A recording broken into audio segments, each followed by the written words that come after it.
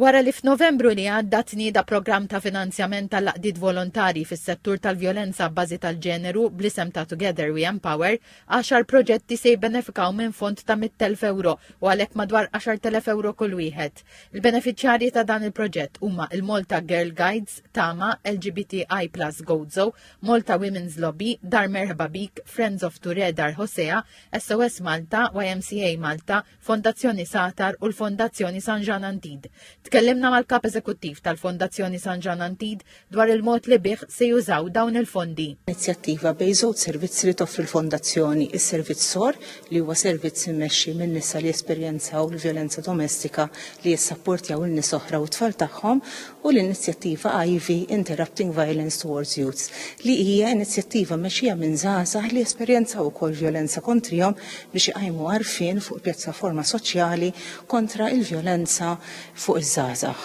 Il-Kummissarju dwar il-vjolenza bbażi tal-ġeneru u l-vjolenza domestika Samantha Paġkazan qalet li l-proġetti li se jibbenefikaw mill-programm Together We Empower jolqtu diversi temi u bosta realtajiet li jsawru din il-vjolenza fis-soċjetà Maltija. Bħala proġetti hemm attivitajiet varji, ġifieri għandek taħriġ kemm lill-professjonisti imma anke workshops artistiċi pereżempju ma' vittmi u anke ma' żgħażagħ u ma' tfal, imma wkoll għandek riċerka u għandek ukoll elementi fejn ħajkun hemm kampanji tarfin kemm fuq social media imma wkoll mod tradizzjonali. Is-Segretarju Parlamentari għall-Ugwaljanza u Riformi Rebecca Buttigieg qalet li importanti li bi proġetti bħal dawn tkompli titqajjem kuxjenza kontra l-vjolenza minħabba li sostniet li 16 jum ta' attivizmu mhumiex biżejjed. Enfasizzat li ġlida kontra l-pjaga soċjali tal-vjolenza domestika i tas-soċjetà kollha u mhux tal-gvern biss u riet is-sodisfazzjon tagħha l-interess li jorow dawn l-għaqdiet mhux governattivi.